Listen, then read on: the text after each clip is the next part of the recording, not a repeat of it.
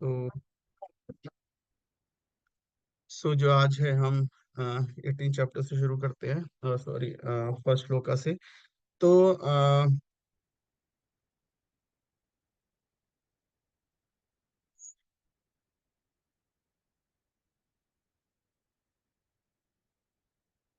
जो text one में है, अर्जुन जो है प्रश्न पूछ रहे हैं। अर्जुन वाचा संन्यासस्य महाबाहो तत्त्वम् इच्छामि वेदितुम त्यागस्य च ऋषिकेश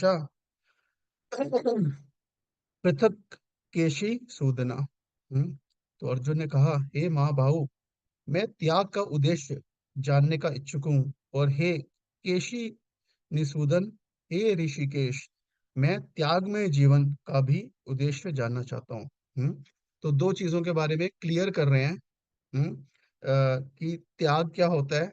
हम्म अ, और दूसरा संन्यास क्या होता है। तो त्याग और संन्यास, तो त्याग से मतलब क्या हो गया कि कर्म करते हुए फल का त्याग करना। और दूसरा क्या हो गया, संन्यास आश्रम, बेसिकली अपने जो है कर्म को छोड़ के संन्यास आश्रम में चले जाना। तो उन दोनों का उद्देश्य जो है मैं जानना चाहता हूँ। तो यहाँ प्रभुपाद बता रहे हैं कि 18वां अध्याय तो पूर्व विवेचित विषयों का पूर्व पूरक संक्षेप है ना, समरी है। प्रत्येक अध्याय में भगवान बल देकर कहते हैं कि भगवान की सेवा ही जीवन का परम लक्ष्य है। तो अल्टीमेटली अगर हम देखें तो भगवत गीता का सार जैसे हम देखेंगे, पहले जो 6 चैप्टर्स थे उसमें भी कंक्लूजन क्या हुआ का योगी नाम अपनी सर्वेशाम मदगते अंतरात्मना श्रद्धावन भजन्ते यो माम सामे युक्त तमोमता। तो भगवान ने बहुत क्लियरली स्टैब्लिश कर दिया था कि कर्म योग, उसके बाद जो ज्ञान योग, और उसके बाद जो 6 चैप्टर में ध्यान योग आया। तो इन कर्म कर्म कर्म योगी और ज्ञान योगी और ध्यान योगी, तो सर्वेशा मदगत्यंतरात्मना, तो उस भजते माम सामे युक्त तमोमता, तो उसमें से वो सबसे ज्यादा जो योगा में कनेक्टेड है वो कौन है, जो मेरा भजन करता है, मतलब कि जो भक्ति योगा में स्थित है। और ऑफ कोर्स सात, अगर हम 7 चैप्टर से 12 तक देखते हैं, उसमें मेनली भक्ति की बात हुई है। और 9 चैप्टर इज प्योरली अबाउट, है ना, प्योर डिवोशनल सर्विस। और जो है फिर जो 13वां अध्याय से 17वां अध्याय भी देखते हैं हम, उसमें भी पुरुष और प्रकृति की बात हुई है। और उसके बाद जैसे 16वां अध्याय है, 17वां अध्याय है, उसमें 3 गुणों के हिसाब से अलग अलग प्रकार के स्वभाव हैं, और कैसे हमें जो है संसार में कार्य करना चाहिए। और लेकिन उसका जो अल्टीमेट कंक्लूजन था वो हमने पढ़ा था, किस प्रकार से अल्टीमेटली सब कुछ है वो किसको, भगवान को सरेंडर करना है। जिसमें ओम तत्सत, है ना। तो अल्टीमेटली हम जो भी कार्य कर रहे हैं उनको ओम तत्सत से कनेक्ट करना है, तो बेसिकली भगवान से कनेक्ट करना है। हाँ, तो दैट इज ऑल्सो भक्ति। तो एक तरह से भगवान की सेवा ही जीवन का परम लक्ष्य है। That is the conclusion of Bhagavad Gita. हम्म तो यही प्रकार यहाँ तात्पर्य में जो है हमें, है ना, बता रहे हैं यहाँ पे, जिसको यहाँ पे आपको बताया गया है। अब यहाँ पे अर्जुन जो है दो विषयों के बीच में अंतर स्पष्ट जानने का इच्छुक है, यह है त्याग तथा संन्यास। हाँ, सो मतलब मेन पॉइंट ये है, अ, हमारे लिए हमारा लक्ष्य क्या है। हम सभी आत्मा हैं और हम भगवान के अंश हैं, और अभी हम इस भौतिक संसार में हैं, है ना, फॉरेन जगह पे हैं। जैसे होता है ना कि हम जैसे अपनी होम लोकेशन में होते हैं और फिर हम फॉरेन जगह पे चले जाते हैं। तो जैसे हमारा फोन है ना, तो हम, है ना, बहुत चिंता करते हैं कनेक्टिविटी। जैसे हमारे फोन की कनेक्टिविटी बनी रहे या इंटरनेट की कनेक्टिविटी बनी रहे। हाँ, तो जैसे हम इंटरनेशनल ट्रैवल करते हैं तो फिर अलग से इंटरनेशनल भी जाते हैं, तो वहाँ पे कनेक्टिविटी हमारी बनी रहनी चाहिए। तो इसी तरह से मतलब इम्पोर्टेंट है कि हम इस संसार में हैं, लेकिन इस संसार में रहते हुए हमारी कनेक्टिविटी जो है वो भगवान से बनी रहनी चाहिए, स्पिरिचुअल वर्ल्ड से बनी रहनी चाहिए, कृष्णा से बनी रहनी चाहिए, कृष्णा कॉन्शियसनेस में रहने चाहिए हम। बेसिकली ये है, हमारी कॉन्शियसनेस है वो स्पिरिचुअली कनेक्टेड रहनी चाहिए, है ना, तो वही योग है। हम्म तो ये कनेक्टिविटी जो है, संबंध जो है, रिलेशन जो है भगवान से हमारा, इस संसार में रहते हुए भी बना बना रहे। हम जिस भी स्थिति में हैं, हमारा भौतिक अलग अलग प्रकार के स्वभाव हैं, उसके अनुसार जो है क्या बेस्ट वे है, हाँ, कि ये कनेक्टिविटी हमेशा बनी रहे और कनेक्टिविटी ब्रेक ना हो। हाँ, यही हम सब चाहते हैं ना, हमारा मोबाइल का कनेक्शन जो है हमेशा कनेक्टिविटी ब्रेक ना हो। इंटरनेट जैसे ब्रेक हो जाता है, हमारा हार्ट ब्रेक हो जाता है। हाँ, तो तो यही पॉइंट है यहाँ पे। तो अर्जुन कह रहे हैं भी एक तो उसके लिए एक रास्ता होता है कि भाई ज्यादा झंझट में नहीं फंसना, सीधा कर्म संन्यास। हाँ, कि सब कुछ, कि उस चीज में नहीं फंसना, मतलब उन एक्टिविटीज में नहीं इन्वॉल्व होना। हाँ, मतलब घर गृहस्थी के कार्य हो गए, काम हो गया, मतलब इतनी सारी चीजें हैं, तो फंसना ही नहीं है, सब छोड़ देना है। हाँ, दैट इज वन। तो और फुली कनेक्टेड रहना है। हाँ, कहने का मतलब ये हो गया। और लेकिन और दूसरा ये हो सकता है कि मे बी पॉसिबल नहीं है, प्रैक्टिकली पॉसिबल नहीं है कि फुली सब कुछ छोड़ दें। तो उसमें भी मतलब यस, मतलब थ्योरेटिकली सही है कि भाई हम जो है योग में स्थित होकर इस संसार में कार्य करते रहें और भगवान को याद रखें। बट ऑफ कोर्स प्रैक्टिकली बहुत चैलेंजिंग भी है ये, है ना। मतलब सुनने में अच्छा है, लेकिन प्रैक्टिकली इसको कर पाना इज वेरी वेरी डिफिकल्ट। हाँ, तो तो तो इस तरह तो कहने का मतलब कि यही दोनों चीजें हैं कि अब ये या तो जो है पूरी तरह से जो है छोड़ा जाए, या फिर जो है संसार में कार्य किया जाए। और क्या ये दोनों चीजें भी आपस में कैसे कनेक्टेड हैं कि मतलब मान लो संसार में कार्य कर रहे हैं, लेकिन उसके बीच में भी हमें बीच बीच में कुछ चीजों को, या कुछ चीजों को, या कुछ समय के लिए हम बीच बीच में टोटली चीजों को छोड़ दें। हाँ, और पूरी तरह से कनेक्टेड हो जाएं। हाँ, तो कैसे इन दोनों को कंबाइन करें। हाँ, त्याग और संन्यास को। हम्म तो ये अर्जुन जो है यहाँ पे प्रश्न पूछ रहे हैं कि इसके बारे में थोड़ा बताइए। हाँ, तो वर्ड जो, अच्छा, तीन वर्ड अच्छे यूज किए हैं ना, महाबाहो, ऋषिकेश और केशी निसूदना। हाँ, तो महाबाहो तो मतलब क्या हुआ, माइटी आर्म्ड वन। हाँ, तो अर्जुन को, है ना, डाउट्स क्लियर करने में कृष्णा इज पावरफुल। और ऋषिकेश, हाँ, ऑफ कोर्स मतलब ऋषिकेश का मतलब होगा, ऋषि मतलब इंद्रियां, है ना, उसको कंट्रोल करने वाले, मास्टर ऑफ द सेंसेस, है ना। तो कृष्णा है जो कि ऋषिकेश है, परमात्मा के रूप में हमारी इंद्रियों को कंट्रोल करते हैं, चलाते हैं। तो मतलब हम इस संसार में रहते हैं, तो इस संसार में रहते हुए हम त्याग की कॉन्शियस में, कृष्णा कॉन्शियस रहने का प्रयास करेंगे, तो हमारी इंद्रियां जो हैं वो हमें चैलेंज करेंगी, है ना। तो इंद्रियों को कंट्रोल करना बहुत मुश्किल है। तो इसलिए, है ना, Krishna as a Hrishikesh can control that. हाँ, और कई बार ना, मतलब बहुत ज्यादा भी आउट ऑफ कंट्रोल हो सकती है हमारी इंद्रियां। तो इंद्रियों को जैसे घोड़े के समान भी बताया गया है ना, फॉर एग्जाम्पल हमने कई बार देखा ये वाला कि इंद्रियां जो है वो एक घोड़े के समान होती हैं। पांच घोड़ों के समान है, रथ का एग्जाम्पल जो होता है। और जो है मन लगाम के समान है, जो उसका चलाने वाला ड्राइवर है वो बुद्धि है, और सोल जो है उसमें, आत्मा जो है वो सवारी है। तो इसी तरह से जो इंद्रियां भी हैं वो क्या है, घोड़ों की तरह है। हाँ, तो इसी तरह से घोड़े कई बार आउट ऑफ कंट्रोल हो जाते हैं, हाँ, बहुत ज्यादा। तो केशी, हाँ, तो जैसे भगवान ने केशी नाम का भी जो डीमन था, है ना, राक्षस था, उसको मारा था, वो भी घोड़ा था। हाँ, बहुत पावरफुल, मतलब, है ना, वो राक्षस था जिसको भगवान ने, है ना, मारा। तो इसी तरह से हमारी इंद्रियों के जो है ना, केशीना, डिमोनिक इंद्रियां हो जाती है, हमारी मन और इंद्रियां जब आउट ऑफ कंट्रोल हो जाती हैं, हम चाहते हुए भी, देखते हुए भी हम कुछ नहीं कर पा रहे। तो ऐसे में, हाँ, भगवान कृष्ण को याद करना चाहिए उनसे ही, जैसे अर्जुन यहाँ पे उनको कह रहे केशी निसूदना। हाँ, केशी demon को मारने वाले, केशी घाट भी है ना वृंदावन में, जाते हैं वहां पे, केशी घाट, बंसी भट्ट। हाँ, तो लाइक दैट। तो फिर अब भगवान क्या उत्तर दे रहे हैं दूसरे श्लोक में, श्री भगवान वाचा, काम्यनाम कर्मणाम न्यासम संन्यासम कवियो विदुः, सर्व कर्म फलम त्यागम राहुस्त्यागम विचक्षणा। हम्म तो क्या कह रहे हैं, श्री भगवान ने कहा, काम्य नाम कर्मणा। कि कौन से कर्मणा, भौतिक इच्छा पर आधारित कर्मों के परित्याग को विद्वान लोग संन्यास कहते हैं। तुम्हारा कर्म को, कौन से कर्म, वो भी हम देखेंगे। जनरली वेदा में 5 प्रकार के कर्म बताए गए हैं, और उसको संन्यास कहते हैं। और कर्म फलों के, समस्त कर्मों के फल त्याग को बुद्धिमान लोग त्याग कहते हैं, है ना। कि कर्म कर रहे हैं, लेकिन उसके फल से जो हम आसक्त नहीं है, उसको जो है फल त्याग कहेंगे। कर्म फल त्याग कहेंगे। सो तो कर्म फल की आकांक्षा से किए गए कर्म का त्याग करना चाहिए। तो जैसे ब्रॉडली 5 प्रकार के कर्मस बताए गए हैं। नित्य कर्मा, नैमित्तिक कर्मा, काम्य कर्मा, प्रायश्चित कर्मा और निषिद्ध कर्मा।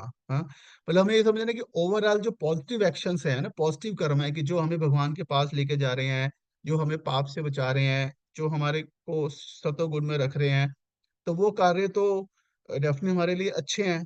हाँ, तो एक तो चीज ये है कि ये भी पॉसिबल नहीं है कि 100% कार्य को त्याग कर दें, वो भी पॉसिबल नहीं है। तो इसलिए हमें, और जो पॉजिटिव कार्य हैं, हाँ, उनको भी हमें छोड़ना नहीं है। तो शास्त्र में जैसे बताया गया, नित्य कर्म, नित्य मतलब डेली, हाँ, मतलब डेली करने वाले ऐसे पॉजिटिव चीजें हैं। तो ये जनरली जैसे वर्णाश्रम सिस्टम के हिसाब से गायत्री करना, जप करना, डेली कुछ यज्ञ करना, है लाइक दैट। तो अभी तो हमारे एज ए डिवोटीज हमारे लिए नित्य कर्मा हो गया एक तरह से, हाँ, जैसे मतलब डेली जप करना, हरे कृष्ण मंत्र का जप करना, मंगल आरती करना, लाइक दैट, तो हमारे नित्य कर्म हो गए। नित्य कर्म, नैमित्तिक, नैमित्तिक मतलब कभी कभी जो करते हैं मे बी साल में एक बार, 6 महीने में एक बार, या मे बी लाइफ में एक बार, लाइक दैट। जैसे हमारा श्राद्ध सेरेमनी हो गई, या अलग संस्कार होते हैं जैसे गर्भदान संस्कार, तो ये सब भी क्या करते हैं, प्यूरिफाई करते हैं, नैमित्तिक कर्म। और फिर क्या हो गया, काम्य कर्म। हाँ, काम्य कर्म मतलब क्या कि किसी पर्टिकुलर काम या पर्टिकुलर इच्छा को पूरा करने के लिए जो कोई रिचुअल्स, यज्ञ या है ना कोई भी एक्टिविटीज की जाती है, तो काम्य कर्म हो गए उनको। पुत्र की प्राप्ति के लिए, मतलब अलग अलग कुछ भी, स्वर्ग की प्राप्ति के लिए अलग अलग प्रकार से जो वो जो भी रिचुअल्स बताए गए हैं। और प्रायश्चित कर्म हो गए, कि प्रायश्चित, हाँ, कि अगर हम कुछ गलती कोई भी गलती कर देते हैं, पाप कर देते हैं, तो उसको उसको उसके रिएक्शंस को, हाँ, से बचने के लिए, उसको न्यूट्रल करने के लिए। और निषिद्ध कर्मा जो है, मतलब अगेन जो फॉरबिडन एक्शन है, किलिंग, ड्रिंकिंग एक्सेट्रा, है ना। तो यहाँ पे क्या बता रहे हैं कृष्णा, काम्य नाम कर्म नाम, तो एटलीस्ट जो काम्य कर्म है, हाँ, वो व्यक्ति को त्यागने चाहिए। अगर वो अपने काम्य कर्म को त्याग देता है, तो दैट इज संन्यास। बाकी उसके अलावा उसको ये नहीं कि उसको अपने नित्य कर्म, नैमित्तिक कर्म, प्रायश्चित कर्म और निषिद्ध कर्म तो है वो करने चाहिए। हाँ, तो this is as per the varnashrama, मतलब धर्म शास्त्र के अनुसार जो कार्य दिए गए हैं ना। Of course for the devotee mostly it is, मतलब ये सारे कर्म, नित्य कर्म, नैमित्तिक कर्म, बेसिकली भक्ति भक्ति की जो हमारी श्रवणम कीर्तनम, वही हो जाता है ना। और प्रायश्चित कर्म, भक्तों को अलग से कोई प्रायश्चित कर्म करने की कोई आवश्यकता नहीं पड़ती है। अगर हमसे कोई पाप भी हो जाता है, तो मतलब है ना, भक्ति अपने आप में प्रायश्चित है। हाँ, और निषिद्ध कर्म बेसिकली हम हमारे 4 रेगुलेटरी प्रिंसिपल्स हो गए, जो है ना 4 नियम हो गए, कि मांसाहार नहीं करना, है ना, अवैध संबंध ना करना, नशा ना करना, जुआ ना खेलना, तो ये बेसिकली निषिद्ध कर्म हो गए, लाइक दैट। तो और ऑफ कोर्स डिवोटीज भी काम्य कर्म नहीं, हाँ, नहीं करना चाहिए। तो so that sense Krishna is saying काम्य नाम कर्म नाम जो है नहीं करना चाहिए। तो अब और क्या बता रहे हैं आगे ना, in the next shloka, third shloka में, त्याज्यम दोषवत, हाँ, इति एकः कर्मः प्राहु मनीषिणाम, यज्ञ ज्ञान तपः कर्म न त्याज्यम इति चापरे। तो अब कुछ जनरल व्यूज बता रहे हैं कि ये जो मे बी, है ना, अलग अलग जो सेजिस हैं, है ना, ऋषि मुनि हैं, वो क्या कहते हैं, तो कुछ क्या कहते हैं, कुछ विद्वान घोषित करते हैं कि समस्त प्रकार के कर्मों का, सकाम कर्मों को दोषपूर्ण समझकर त्याग कर देना चाहिए। और लेकिन कुछ और का व्यू क्या है, किंतु अन्य विद्वान मानते हैं कि यज्ञ ज्ञान, यज्ञ दान तथा तपस्या के कर्मों को कभी भी त्यागना नहीं चाहिए। कृष्णा अलग व्यू बता रहे थे, ये कह रहे हैं कि मतलब ये होता है कि भाई, अगेन वही है कि इस संसार में रहेंगे, तो हर कर्म में कुछ ना कुछ तो दोष होगा ही। हाँ, जैसे यहाँ पे, जैसे फॉर एग्जाम्पल, जैसे ना यज्ञ के रूप में बता रहे हैं कि यज्ञ में जैसे पशु, शास्त्रों में जो है पशु वध की जो है स्तुति की गई है। हाँ, तो ऐसे में कुछ लोग जो है उसको कह सकते हैं कि ऐसे यज्ञ का जो हमें जो है वो त्याग कर देना चाहिए, तो इसलिए यज्ञ नहीं करने चाहिए। लेकिन ऐसी बात नहीं, सारे यज्ञ नहीं, बट ऐसी बात नहीं है कि जैसे यज्ञ अल्टीमेटली मतलब चाहिए होते हैं दूसरों को ऑफर करने के लिए, और दान भी है जो प्यूरिफाई करता है, और तपस्या भी हमारे मन और इंद्रियों को प्यूरिफाई करता है। तो इसलिए अगर थोड़ा दोष भी है, तो फिर भी उसको करना चाहिए, है ना, लाइक दैट। तो इस तरह से इस संबंध में मनीषियों में भी मतभेद है। कुछ का कहने की पशु हत्या नहीं करनी चाहिए, कुछ कहते हैं कि विशेष बलि के लिए ये शुभ है। हाँ, तो इसलिए तो दोषवत, हाँ, कि अगर उसमें कोई दोष है तो उसको हमें त्याग देना चाहिए, लाइक दैट। तो इस तरह से यहाँ पे है ना कह रहे हैं। अब लेकिन फिर भगवान कह रहे हैं कि मतलब मैं, मेरा क्या कहना है, कृष्ण अपना ओपिनियन बता रहे हैं 4th श्लोका में। हे भरत श्रेष्ठ, अब त्याग के विषय में मेरा निर्णय सुनो, निश्चय सुनो मैं तत्र। हाँ, हे नरशार्दुल, शास्त्रों में त्याग 3 प्रकार का बताया गया है। हाँ, तो कृष्णा कह रहे हैं कि मैं ये मतलब ये नहीं कह रहे कि करना चाहिए नहीं करना चाहिए, कि 3 गुणों के हिसाब से उसको देखना चाहिए। जैसे हम देखते हैं कि 17 चैप्टर में भी कृष्णा ने यज्ञ, दान और तपस्या को 3 गुणों के हिसाब से बताया था। हाँ, कि कैसे यज्ञ जो है और दान जो है और तपस्या है, वो 3 गुणों के अनुसार केवल सिर्फ एक्टिविटी नहीं है, उसको हम क्यों कर रहे हैं। हाँ, मतलब क्यों कर रहे हैं, कैसे कर रहे हैं। हाँ, और किसके लिए कर रहे हैं, मतलब किस चेतना से कर रहे हैं, वो सब भी बहुत मैटर करता है। हाँ, तो हम्म तो कृष्णा की ओपिनियन है कि इन जनरल कृष्णा कह रहे हैं कि यज्ञ, ज्ञान, तपः कर्मा न त्याज्यम कार्यम एव तत्, यज्ञो दानम तपश्चैव पावनानि महीषिणाम। हाँ, तो ये जो 3 चीजें हैं, यज्ञ, ज्ञान तथा तपस्या के कर्मों का कभी भी परित्याग नहीं करना चाहिए। कृष्णा कह रहे हैं नहीं करना चाहिए, उन्हें अवश्य करना चाहिए, क्योंकि तीनों अच्छी चीजें हैं ये, है ना।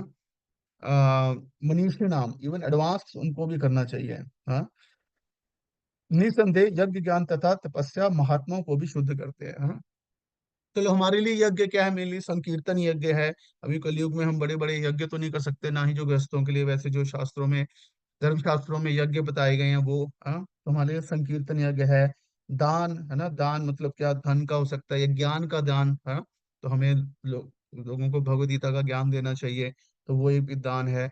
तपस्या हमारे लिए क्या है, तपस्या मतलब व्रत रखना, है ना। जैसे एकादशी, एटलीस्ट एकादशी व्रत रखना, या भगवान के या आचार्य के जो अपीयरेंस डे होते हैं, डिसअपीयरेंस डे होते हैं, उनके ऊपर फास्टिंग करना।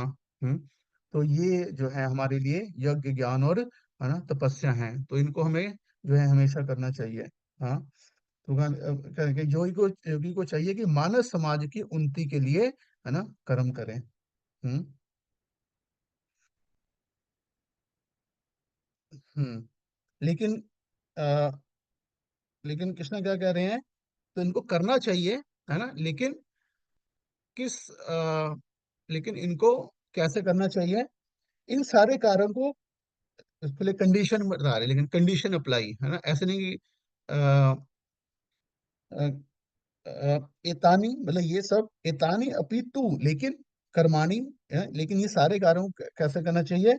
हाँ, संगम त्यक्त्वा, संगम त्यक्त्वा फलानी च कर्तव्यानि इति में पार्थ निश्चितम मतम उत्तमम। हाँ, तो कृष्णा कह रहे हैं कि इन सारे कार्यों को क्या करना चाहिए, आ, संग त्यक्त्वा, अगेन मतलब, हाँ, कि संग मतलब क्या, अटैचमेंट।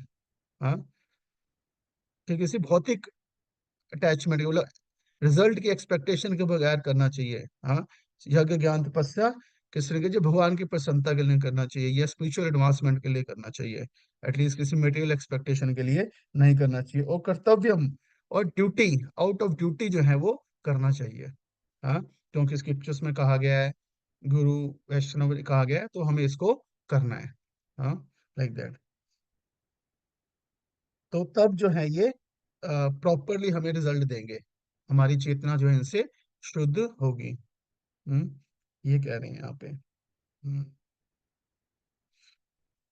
अब तो अब क्या बता रहे हैं 7th श्लोक में, कृष्ण बता रहे हैं कि लेकिन यही जो त्याग जो है, हाँ, इसको अगर कोई व्यक्ति क्या करता है, मतलब तमोगुण, तमोगुणी त्याग क्या होता है, रिनुंसिएशन। हाँ, निर्दिष्ट कर्तव्यों को कभी नहीं त्यागना चाहिए, नित्य। हाँ, नियतस्य तु संन्यासः कर्मणो न उपाद्यते मोहातस्य परित्यागम आ, तामसः परिकीर्तिता, तामसः। हाँ, तो नियत कर्मों को, जो मतलब नियत डेली के जरूरी जो कर्म है, हाँ, निर्दिष्ट कर्तव्यों को कभी नहीं त्यागना चाहिए। यदि कोई मोहवश, मोहवश मतलब क्या कि अपने मन से, हम्म, अपने मन से मतलब शास्त्रों को मतलब समझे बगैर, हाँ, उसमें देखे बगैर, या गुरु से डिस्कस किए बगैर अपने मन से जो है नियमित कर्मों का त्याग कर देता है, तो ऐसे त्याग को तामसी कहा जाता है। हम्म। तो मतलब ऐसा नहीं, अगर जैसे भक्त हैं तो कुछ हमें एज ए है ना डिवोटीज भी कुछ बेसिक चीजें तो करनी है। जैसे जैसे मतलब जैसे मतलब स्नान करना है, दांत साफ करने हैं। हाँ, तो ये क्या है, मतलब नियत कर्म है। हाँ, तो ऐसा नहीं कि कोई सोच सकता है कि हाँ अब तो मैं है ना इतना स्पिरिचुअल एडवांस हो गया हूँ, मैं बॉडी प्लेटफॉर्म से परे हो गया हूँ, तो मुझे अब है ना इस शरीर को कोई है ना कोई नहाने की आवश्यकता नहीं है, इसको कोई ध्यान रखने की आवश्यकता नहीं है, मतलब हमें प्रॉपर डाइट, है ना, मतलब ये सब चीजें जरूरी है। जस्ट मतलब एग्जाम्पल बता रहे हैं, है ना। तो जैसे कृष्ण कहते हैं रेगुलेटेड, है ना, युक्त आहार विहारस्य युक्त चेष्टस्य कर्म, तो रेगुलेटेड वे में हमें बॉडी को भी मेंटेन करना जरूरी है। जैसे प्रभुपाद यहाँ पे है ना तात्पर्य में बता रहे हैं कि जो कार्य भौतिक तुष्टि के लिए किया जाता है उसे अवश्य त्याग दे, लेकिन जिन कार्यों से आध्यात्मिक उन्नति हो, है ना, यथा भगवान के लिए भोजन बनाना, भगवान को भोजन अर्पित करना, फिर प्रसाद ग्रहण करना, उनकी स्तुति की जाती है। कहा जाता है कि सन्यासी को अपने लिए भोजन बनाना, लेकिन उसको अपने लिए भोजन पकाने भले ही वर्जित हो, परमेश्वर के लिए भोजन पकाना वर्जित नहीं है। इसी प्रकार अपने शिष्य की कृष्ण भावनामृत में प्रगति करने में सहायक बनने के लिए सन्यासी विवाह यज्ञ संपन्न करा सकता है। यदि कोई ऐसे कार्यों का परित्याग कर देता है तो ये समझना चाहिए कि वो तमोगुण के अधीन है ना।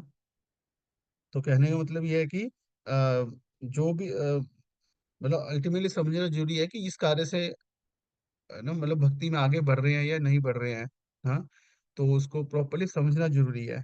तो अगर उसको मोहवश अगर वो त्याग देता है तो उसको मोहवश त्याग देता है तो उसको क्या बताया गया यहाँ पे, तामसिक बताया गया है।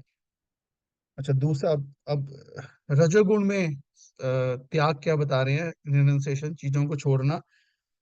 दुखम इति एवा यत कर्म काया, काया क्लेश, दुखम इति, तो काय क्लेश, हाँ, काय काय मतलब बॉडी, हाँ, क्लेश, क्लेश मतलब कष्ट, भयात है ना, भय से त्यजे त्याग देता है। सकृत्वा राजसम त्यागम न एवा त्याग फलम लभेत। हाँ, तो जो व्यक्ति नियत कर्मों को कष्टप्रद समझकर या शारीरिक क्लेश के भय से त्याग देता है तो उसे कहा जाता है कि उसने यह त्याग रजोगुण में कहा है, किया है। ऐसा करने से कभी त्याग का उच्च फल प्राप्त नहीं होता, है ना। मैं सोच रही कि मतलब अपनी ड्यूटीज को, चाहे वो घर, है ना, लाइफ में जो भी ड्यूटीज हैं, हाउस होल्ड ड्यूटीज हैं, ऑफिस की ड्यूटी है, स्टडी की ड्यूटी है, या इवन डिवोशनल ड्यूटीज है, मान लो फास्टिंग करनी है, सुबह मंगला आरती में उठना है, हाँ, मतलब यात्रा है जैसे उसमें हमें मान लो चलना है, लाइक दैट। हाँ, तो तो उनको त्याग देना कैसे, कष्ट के डर से। हाँ, कि बॉडी में मतलब है ना, कि बॉडी को बहुत कष्ट होगा, ये बहुत चलना पड़ेगा, बहुत शरीर टूटेगा, है ना, लाइक दैट। तो आलस के कारण और बेसिकली दुखेतम काया क्लेश भयात। हाँ, तो कष्टप्रद समझ के शारीरिक क्लेश के भय से त्याग देता है। हाँ, तो जैसे कई व्यक्ति होते हैं कि मतलब जैसे भक्ति में आते हैं तो उसके बाद कहते हैं कि नहीं, हाँ अब तो बस हम सब छोड़ के जो मंदिर में आना, मंदिर में सेवा करेंगे या मंदिर है ना में रहेंगे। तो मतलब डिपेंड करता है मोटिवेशन। अगर मोटिवेशन है कि कष्ट से बचना है और कंफर्टेबल हम, है ना, मतलब कंफर्टेबल लाइफ जिए, ज्यादा मेहनत ना करनी पड़े, वैसा सोच के अगर अपनी ड्यूटी को त्याग रहे हैं तो क्या होगा, दैट इज रजोगुण में है, और उसका रिजल्ट क्या होगा, प्यूरिफिकेशन नहीं होगा, है ना, मतलब चेतना शुद्ध नहीं होगी। जो कि व्यक्ति परेशान ही रहेगा, क्योंकि उसका सेंटर क्या है, अपने खुद का कंफर्ट है ना। तो वो, और भौतिक संसार इस तरह से बना हुआ है कि यहाँ कभी भी व्यक्ति कंफर्टेबल पोजीशन में नहीं रह सकता, चाहे वो मंदिर के अंदर भी रह लेगा, चाहे वो सब कुछ त्याग के बैठ जाएगा, लेकिन तब भी फिर वो उसको कोई ना कहीं उसको, है ना कोई और चीज उसको कष्ट देने लग जाएगी। हाँ, क्योंकि क्योंकि उसकी चेतना अपने में ही फंसी हुई है।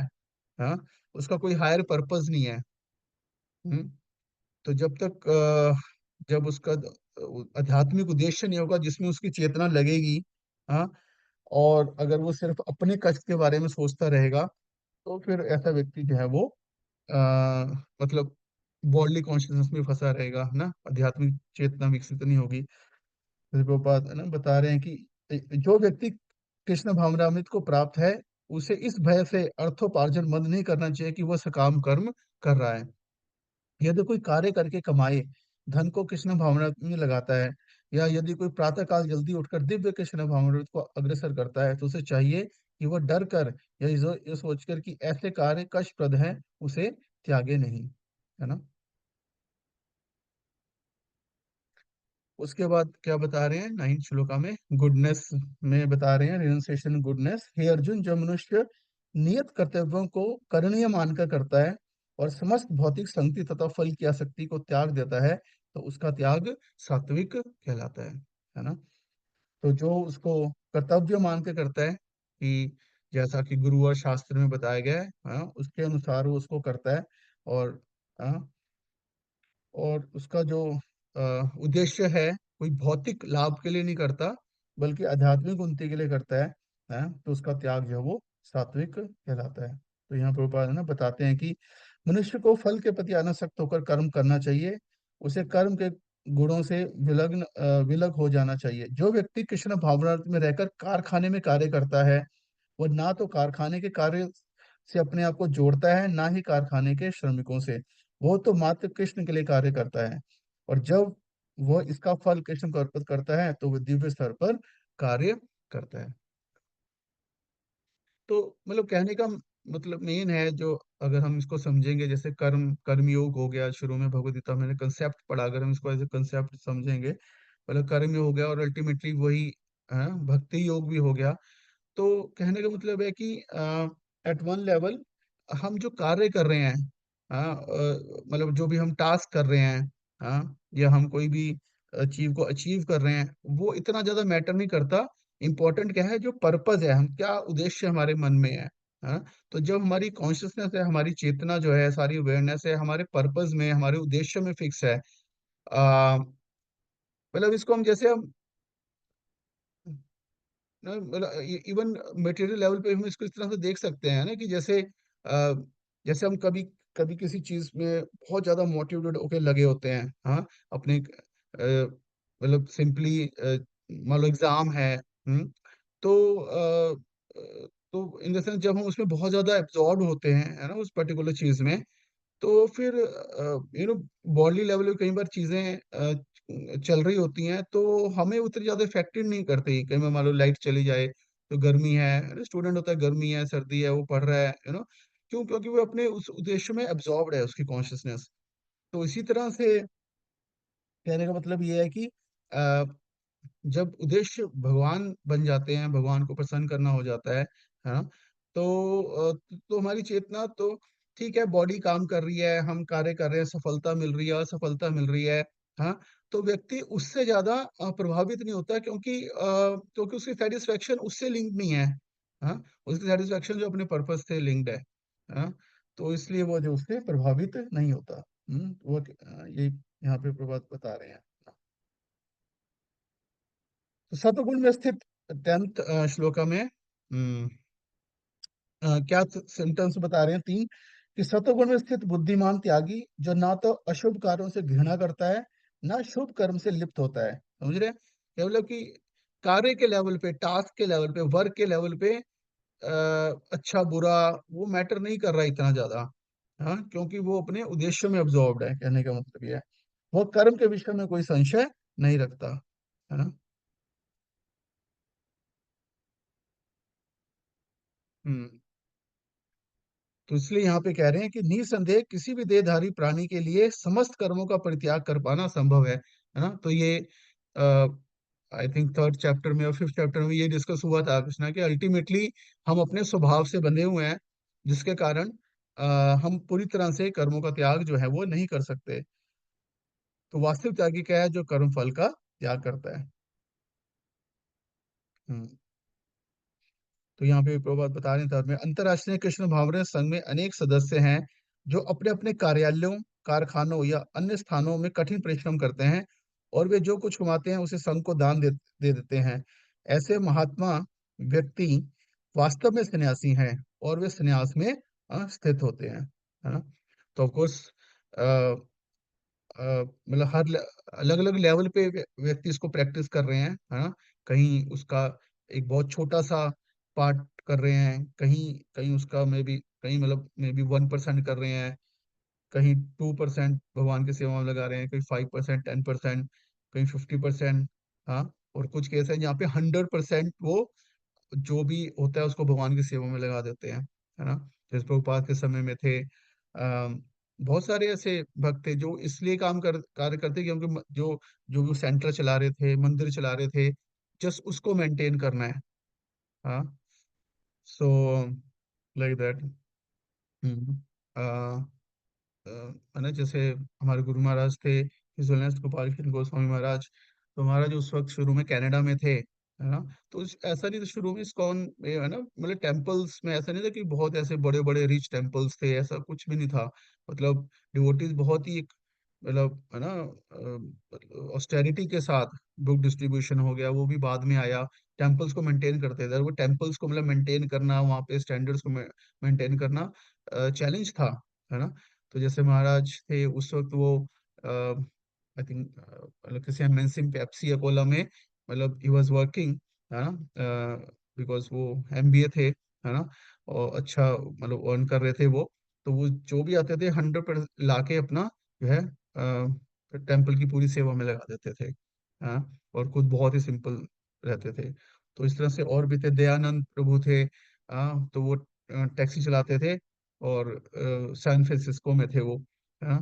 तो अगेन मतलब उस सैलरी से पूरे उनको मेंटेन करते थे टेम्पल को, लाइक दैट। ऐसे बहुत बहुत सारे मतलब ऐसे डिवोटीज हैं कि जो इस प्रकार से, तो वो कंप्लीटली प्रवाद क्या कह रहे हैं कि वास्तव में वो सन्यासी हैं और वे सन्यास में स्थित रहते हैं, है ना, लाइक दैट।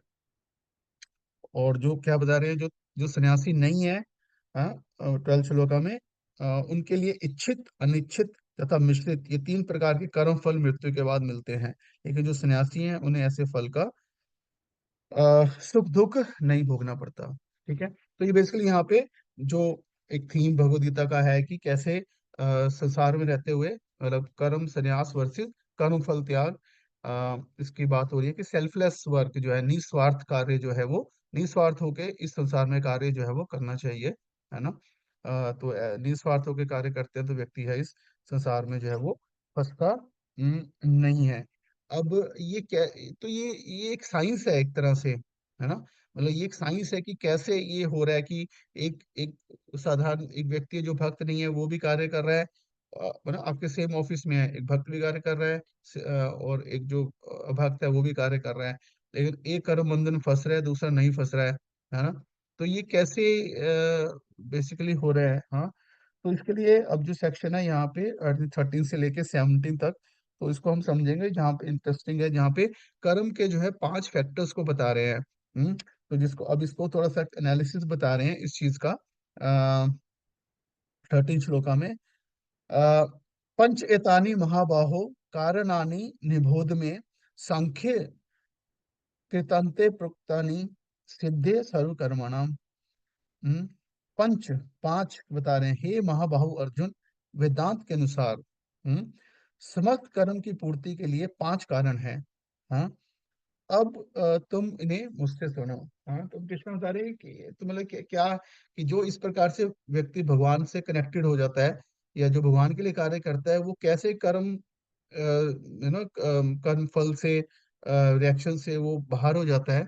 तो वो ये कैसे पॉसिबल है ना। तो प्रभुपाद बता रहे हैं तात्पर्य में, यहाँ पर प्रश्न पूछा जा सकता है कि चूंकि प्रत्येक कर्म का कुछ ना कुछ फल होता है, तो फिर यह कैसे संभव है कि कृष्ण भावनाम्य भावनाम्य व्यक्ति को कर्म के फलों का सुख दुख नहीं भोगना पड़ता, है ना। तो बहुत ऑब्वियस क्वेश्चन है ये। तो उसके लिए पांच जो है कारण बता रहे हैं। तो 18.14 श्लोका में क्या बता रहे हैं? अधिष्ठानम तथा कर्ता कारणम च पृथक विधम विविधा च पृथक चेष्टा दैवम च एवा अत्र पंचमम। हाँ, तो ये पांच कारण बता रहे हैं एक्शन के, कि किसी भी कार्य का जो रिजल्ट है, फल है, वो इन पांच फैक्टर्स के ऊपर निर्भर करता है। हाँ। तो क्या क्या है?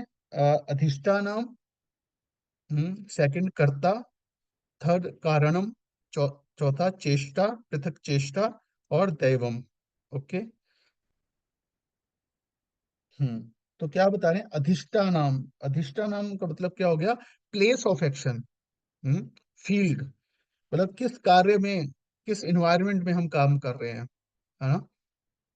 या मतलब फर्स्ट इन्वायरमेंट तो बॉडी हो गया, है ना, कि प्लेस ऑफ एक्शन एक तरह से बॉडी हो गया, हमारी बॉडली सिचुएशन क्या है, हम हेल्दी हैं अनहेल्दी हैं, क्या बॉडी की स्ट्रेंथ है, वीकनेसेस हैं, और फिर इन्वायरमेंट हो गया, मतलब अगर किसी को कोई मान लो कोई शॉप खोलनी है, कोई बिजनेस करना है, तो वो एक, है ना, मतलब किस सिटी में खोलेगा, किस लोकेशन में खोलेगा, किस समय करेगा, है ना।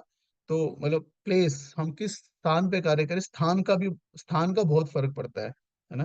जैसे भक्ति में भी, हाँ, कि मतलब वो है ना, भगवान अगर हम कैसे स्थान पे रह रहे हैं, हाँ, उसका फर्क पड़ता है। हाँ। तो प्लेस पहला क्या हो गया? अधिष्ठानम। Hmm. So place of action, body. दूसरा क्या होगा? कर्ता। हाँ। सो कर्ता, कर्ता बेसिकली क्या हो गया? डूअर। हाँ। तो डूअर करने वाला कौन है? हाँ, तो एक लेवल पे कर्ता आत्मा हो गई, है ना, सोल। हम्म।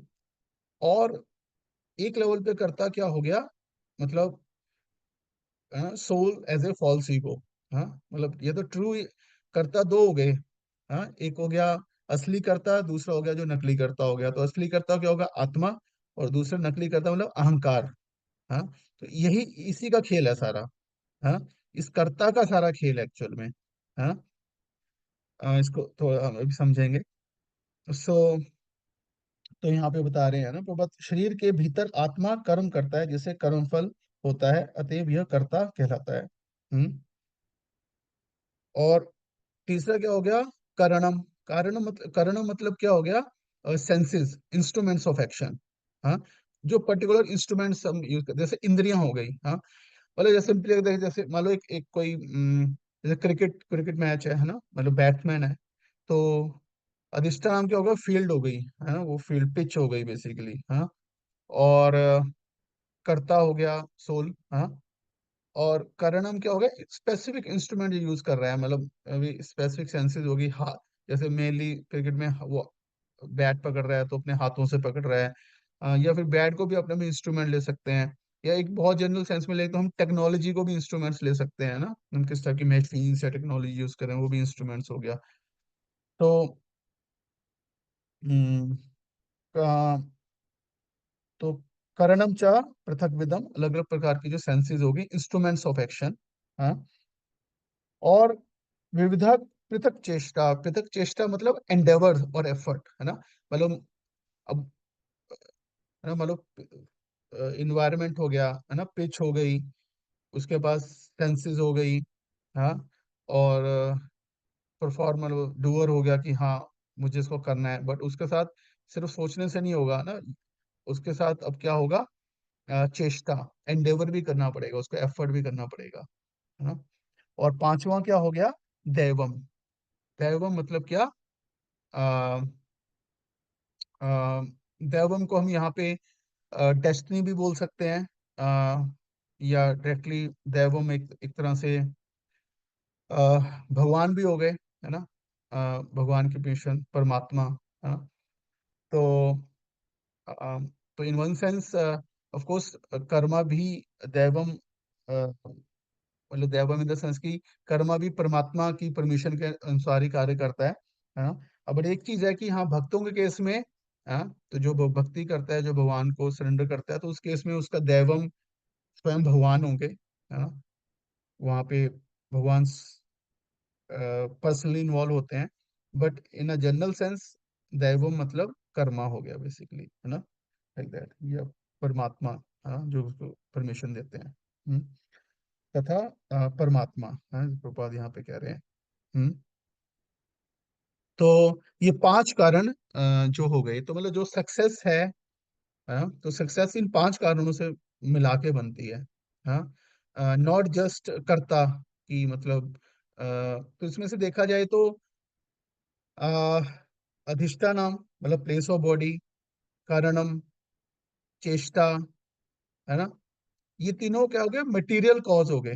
और एक तरह से ये इन वन सेंस देखा जाए तो, और आ, ये हमारे कंट्रोल के बियॉन्ड है ना, मतलब हमें एक पर्टिकुलर बॉडी मिली है, हम एक पर्टिकुलर देश में हैं, या एक पर्टिकुलर सिटी में है ना, एक पर्टिकुलर मतलब सिचुएशन में है, वो इन वन सेंस हमारे हमारे कंट्रोल से बाहर है। और स्पेसिफिक इंस्ट्रूमेंट सेंसेस भी मटेरियल कॉज है, वो भी हमारे कंट्रोल से एक लिमिट के बाद बाहर है ना। और चेष्टा एफर्ट में भी हमारी सबकी लिमिट्स हैं, है ना। और ऑफ कोर्स परमात्मा हमारे कंट्रोल से बियॉन्ड है ना। तो आ, तो क्या मतलब, तो अल्टीमेटली मतलब कर्मा या परमात्मा, और और उसके अनुसार ही बाकी के जो मटेरियल सिचुएशन है, मटेरियल कॉज हो गया, अधिष्ठानाम, कर्मणाम, चेष्टा, हाँ, तो ये सब भी परमात्मा से ही कंट्रोल हो रहे हैं, है ना। तो इसमें तो ओनली थिंग कि जो कि वो क्या है कि हम किस चेतना में कार्य कर रहे हैं। हाँ, तो तो अगर हम as a soul true ego में स्थित हैं, हाँ, तो इन वन सेंस हम भी भगवान से कनेक्टेड हैं। तो अल्टीमेटली मतलब क्या है कि सब कुछ है वो अल्टीमेटली भगवान को बिलोंग कर रहा है ना। परमात्मा, अधिष्ठानम, कारणम, चेष्टा और कर्ता, हाँ। तो तो अलग से कोई भी और इंडिपेंडेंट इंजॉयर या डूअर नहीं है। अल्टीमेटली दैवम ही जो है अल्टीमेट कॉज है, it is ultimate enjoyer and ultimate doer, है ना। लेकिन यही जो कर्ता भाव है, ये अगर अहंकारवश होगा, हम्म, तो कर्ता का मतलब यहाँ पे हो गया एक तरह से डिजायर के सेंस में, क्योंकि सोल बेसिकली इच्छा कर सकते हैं, तो ये अभी आगे आने वाले श्लोकों में क्लियर भी होगा। हाँ, तो लेकिन अगर उसकी सेपरेट इच्छा है, हाँ, अगर वो फॉल्स ईगो में, consciousness reflected in false ego, अगर वो कर्ता अपने आप को, है ना, मटेरियल कर्ता मान रहा है, भगवान से कनेक्टेड कर्ता नहीं मान रहा है, तो देन देन वो अपने आप को सेपरेट डूअर मान रहा है, सेपरेट एंजॉयर मान रहा है। हाँ, तो वहां पे जो है फिर वो कर्म का जो है फल का भोक्ता वही बनेगा, और उस कर्मों के फल का भी भोक्ता वही बनेगा, है ना। That is the point. तो इसलिए आप, है ना, जैसे प्रभुपाद है, अतएव जो इन परिस्थितियों में अंतर्यामी परमात्मा के निर्देश के अंतर्गत कृष्ण भाव में होकर कर्म करता है, वो किसी कर्म से नहीं बनता। तो ओनली थिंग इसकी क्या है, बस ये कर्ता को भगवान को सरेंडर करना है। हाँ, तो उसको सेपरेटली विल नहीं करना है, सेपरेट डिजायर नहीं रखनी है। हाँ, तो उसकी इच्छा जब भगवान की इच्छा बन जाएगी, तो और कोई सेपरेट डूअर नहीं रहेगा। हाँ, तो एनीवे, अधिष्ठानाम, कारणम, चेष्टा, दैवम, हाँ, तो मतलब ये सब दैवम के कंट्रोल में ही है। बस उसका कर्ता भाव भी अगर दैवम के से अलाइन हो जाएगा, तो है ना, मतलब तो सिर्फ कृष्णा जो है वही सिर्फ इंजॉयर और कंट्रोलर रह जाएंगे, है ना, लाइक दैट।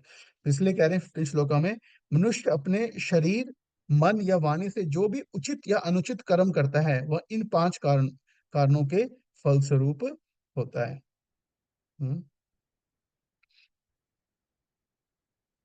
तो अब 16 श्लोका में, तो ये यहाँ पे ये वही चीज है ना बताई जा रही है।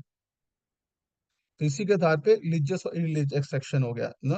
तो जो सही कार्य शास्त्रों के निर्देशित निर्देशा के अनुसार किया जाता है, और अनुचित कार्य में शास्त्रीय अ, आदेशों की अवहेलना की जाती है ना। तो जो करता है वो मतलब क्या डिजायर कर रहा है, वो उसकी कॉन्शियस के ऊपर डिपेंड करेगा। तो तो अब 16 में क्या बता रहे हैं, जो अपने आप को कर्ता मानता है, जो इग्नोरेंस में है, जो वही नहीं जानता कि जीव रे सुपर कृष्ण नित्य दास, की जीव जो है आत्मा जो है वो भगवान का अंश है, भगवान की सेवा करना है जीव का कर्तव्य है। जो अपने आप को नहीं जानता तो वो क्या करता है, अतएव तत्र एवं सती क्या कर्तारम आत्मानम, कर्ता अपने आप को कर्ता मानता है ना। तो कहने वाले इसमें से जो बाकी के फैक्टर को निगलेक्ट कर देता है, हाँ, कि सिर्फ मैं डूअर हूँ, तो वो क्या अपने आप को सिर्फ कर्ता मानता है। हाँ, अहंकार इति मन्य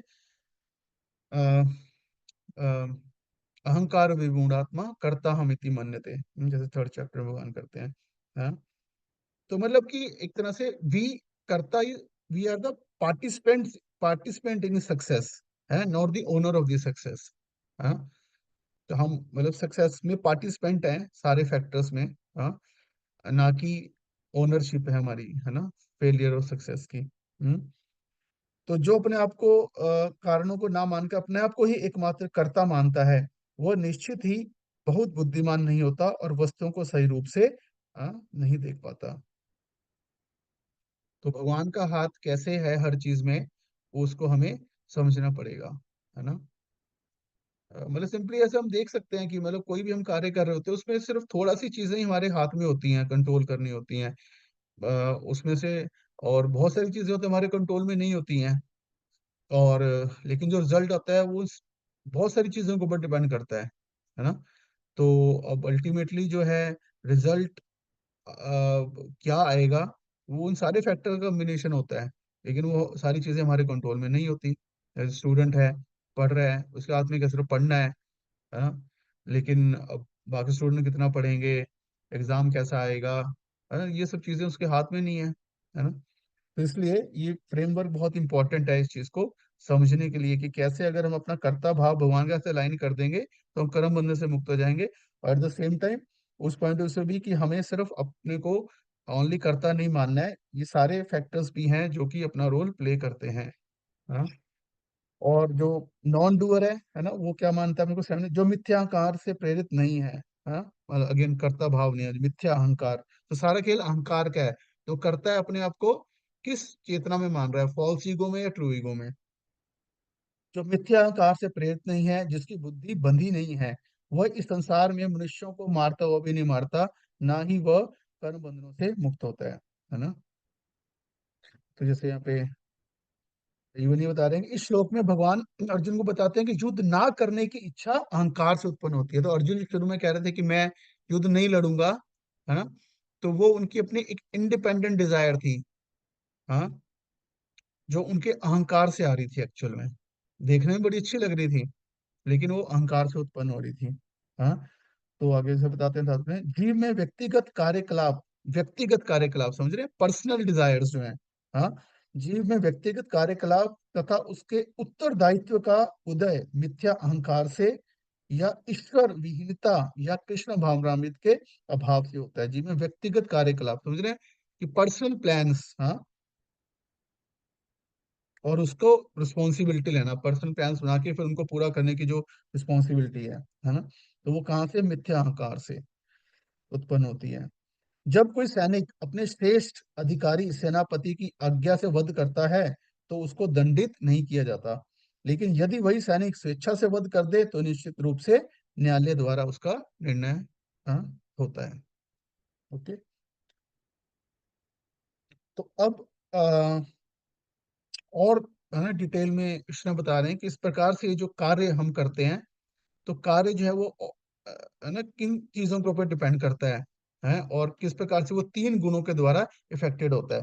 तो अपन क्या बता रहे हैं, जो तो जो कर्म होता है एक तरह से, तो कर्म दो लेवल पे होता है, एक सटल लेवल पे और दूसरा ग्रॉस लेवल पे, या फिर एक हम कह सकते हैं कि एक मेंटल लेवल पे, साइकोलॉजिकल लेवल पे, और दूसरा फिजिकल लेवल पे। हाँ, तो एक एक जिसको कह रहे हैं ज्ञानम ज्ञेय ज्ञाता, 18 श्लोक।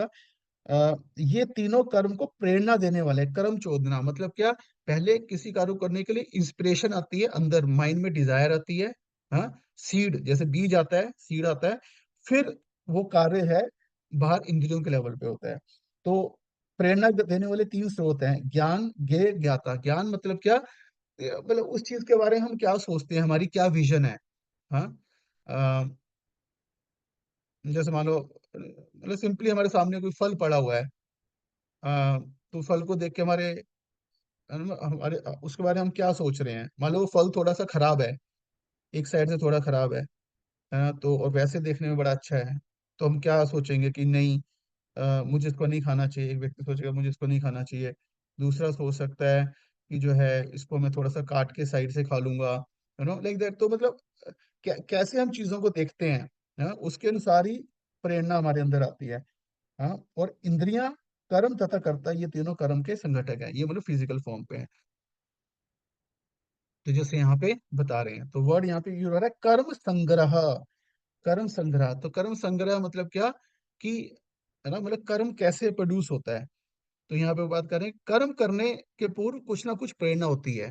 पहले माइंड में डिजायर क्रिएट होती है, प्रेरणा, इंस्पिरेशन आती है, हाँ ये मुझे करना चाहिए। हाँ, तो वो किस आधार, किसी भी कर्म से पहले प्राप्त होने वाला फल कर्म के सूक्ष्म रूप में वास्तविक बनता है। यानी मतलब पहले पहले जो कार्य है वो माइंड के लेवल पे हो जाता है एक्चुअल में। इसलिए एक तरह से मैं भी समझ सकते हैं कि जैसे हम कहते हैं सारा खेल कॉन्शियसनेस का है, कि अल्टीमेटली मतलब ग्रॉस लेवल पे तो जो काम हो रहा है वो इतना ज्यादा इंपॉर्टेंट नहीं है, क्योंकि असली काम जो था वो पहले मेंटल लेवल पे हो जाता है, थिंकिंग फीलिंग विलिंग के लेवल पे, जैसे कि बात करें। पहले मनुष्य को सोचने, अनुभव करने तथा इच्छा करने जैसी मनोवैज्ञानिक विधियों का सामना करना होता है, जिसे प्रेरणा कहते हैं। तो कर्म एक तरफ से कर्म और उसका फल एक लेवल पे, सटल लेवल पे हमें मिल जाता है, सटल लेवल पे ही हो जाता है देखा जाए तो। और यह प्रेरणा चाहे शास्त्रों से प्राप्त हो या गुरु के उपदेश से, एक सी होती है ना। जब प्रेरणा होती है और जब कर्ता होता है, तो इंद्रियों की सहायता से, जिसमें मन सम्मिलित है ना, तब फिर ग्रॉस लेवल पे आ जाता है। जो समस्त इंद्रियों का केंद्र है, वास्तविक कर्म संपन्न होता है। किसी कर्म के समस्त संगठकों को कर्म संग्रह कहा जाता है ना। तो ये जैसे बता रहे हैं, पहले इंस्पिरेशन आती है ना, आइडिया आता है। हाँ, वो कैसे आता है कि चाहे अंदर सटल लेवल पे से आता है, या फिर जैसे अगेन ध्याय तो विशन पुंसम, किसी चीज का इंद्रियों के द्वारा ध्यान करते हैं तो आइडिया आता है, उससे इंस्पिरेशन आती है, फिर प्लानिंग होती है, फिर इम्पोर्टेंस मतलब स्ट्रॉन्ग डिजायर आती है, और फिर एक्चुअल में एक्टिविटी ग्रॉस लेवल पे होती है। तो ये बता रहे हैं यहाँ पे। अब जो है कृष्णा क्या बता रहे हैं कि ये जो तीन गुणों के अनुसार ही जो है, ज्ञान, कर्म तथा कर्ता, हाँ, ये तीन गुणों के हिसाब से होते हैं। इसको जो है समझना है। हाँ, तो सबसे पहले बता रहे हैं ज्ञान, कि हम कैसे इस संसार को देखते हैं। हाँ, तो ये हमारे गुणों के अनुसार है ना, मतलब गुणों के द्वारा प्रभावित होता है, और फिर उसी के अनुसार हमारे मन में वैसी इंस्पिरेशन आती है एक्चुअल में, है ना। तो पहले ज्ञान जैसे बता रहे हैं 20 श्लोका में। हाँ। हम्म। तो नॉलेज एंड गुडनेस। हाँ, तो नॉलेज से मतलब यहाँ पे विजन की बात हो रही है, कि जो व्यक्ति सतोगुण में है तो वो कैसे, उसको वो संसार की चीजों और व्यक्तियों को कैसे देखता है ना। सर्वभूतेषु सर्वभूतेषु ये ना एकम भावम। हम्म, एकम भाव, एक भाव से देखते हैं, मतलब यूनिटी इन डाइवर्सिटी। हाँ, अ, इक्षते देखता है, अविभक्तम विभक्तेषु, अविभक्तम अविभाजित देखता है जिसमें विभाग भी है, तद ज्ञानम विद्धिम सात्विकम। हाँ, कॉमनैलिटी, जिस ज्ञान से अनंत रूपों में विभक्त सारे जीवों में एक ही विभक्त, अविभक्त आध्यात्मिक प्रकृति देखी जाती है, उसे ही तुम सात्विक जानो। क्या मतलब कि जो सब में एक कॉमन है, मतलब एक्सटर्नल फॉर्म्स को देखता है, लेकिन उस पे ज्यादा फोकस नहीं करता। वो जो सब में कॉमन है उसके ऊपर फोकस करता है, और अपने आप को भी मतलब उस सेंस में बराबर देखता है, अपने आप को सुपीरियर नहीं देखता, या अपने आप को इस तरह से प्राइड से फ्री रहता है ना। तो कहना मतलब कि सब में जो कॉमन ब्रह्मन है उसके ऊपर फोकस करता है ना। अ, उस एक परा प्रकृति, उस जीवनी शक्ति को प्रत्येक शरीर में देखना सात्विक ज्ञान है। और ऐसा निराकार ज्ञान आत्म साक्षात्कार का एक पहलू है ना। तो मतलब एक तरह से स्पिरिचुअल विजन का स्टार्टिंग है ये। हाँ, से 5th चैप्टर में भी आया था ना कि ब्राह्मणे विद्या विनय संपन्ने ब्राह्मणे कवि हस्तनी शुनि चैव पाके च पंडिता समदर्शिना। तो वहां पे भी ये आता है कि कैसे वो आत्मा और परमात्मा जो एक सबके अंदर कॉमन विजन है ना। तो कॉमन एक तरह से मटेरियल लेवल पे भी कॉमन देखता है कि सारे मैटर से बने हुए हैं, है ना, लाइक दैट। तो मतलब एक्सटर्नल फॉर्म से ज्यादा प्रभावित नहीं होता, है ना। बल्कि सब में जो एक कॉमन है उसके ऊपर फोकस करता है, और उनसे उस लेवल पे रिलेट करता है। और नॉलेज इन, तो उसकी विजन, और जो पैशन में नॉलेज होते हैं, पैशन में विजन कैसी होती है, पृथक्त्वेना, पृथक, हाँ, कि वो चीज फॉर्म्स को डिफरेंशिएट करता है ना। पृथक्त्वेना तु यद ज्ञानम नाना भाव पृथक विधान, नाना भाव, हाँ? जिस ज्ञान से कोई मनुष्य विभिन्न शरीरों में भिन्न भिन्न प्रकार का जीव देखता है, उसे तुम राजसी मानो, है ना। कहने मतलब कि कोई सोल का कंसेप्ट नहीं होता, मतलब जो बॉडी है वही अपने आप में लिविंग बीइंग है, अपने आप में कंप्लीट, है ना। अ, यह धारणा कि भौतिक शरीर ही जीव है और शरीर के नष्ट होने पर चेतना भी नष्ट हो जाती है, वो राजसी, है ना, ज्ञान है। मतलब बेसिकली मटेरियल फॉर्म्स को ही रियलिटी मानना और मटेरियल फॉर्म्स से अट्रैक्ट होना, है ना। तो दैट इज द पॉइंट, पृथक है ना, मटेरियल वैरायटी, हाँ, मटेरियल वैरायटी को के ऊपर फोकस करना बेसिकली, ना कि कॉमननेस के ऊपर, डिफरेंस के ऊपर फोकस करना। और उससे फिर ऑफ कोर्स उससे अलग अलग प्रकार की वैरायटी ऑफ मटेरियल डिजायर्स भी, अगेन मतलब वही प्रेरणा चेष्टा वहां से आती है। हम्म। और इग्नोरेंस में क्या बता रहे हैं कि अ, यत्तु कृष्ण कृष्णवत एकस्मिन कार्य सक्तम अहेतुकम अतत्व अर्थवत अल्पम च तत्तामसम उदाहरितम।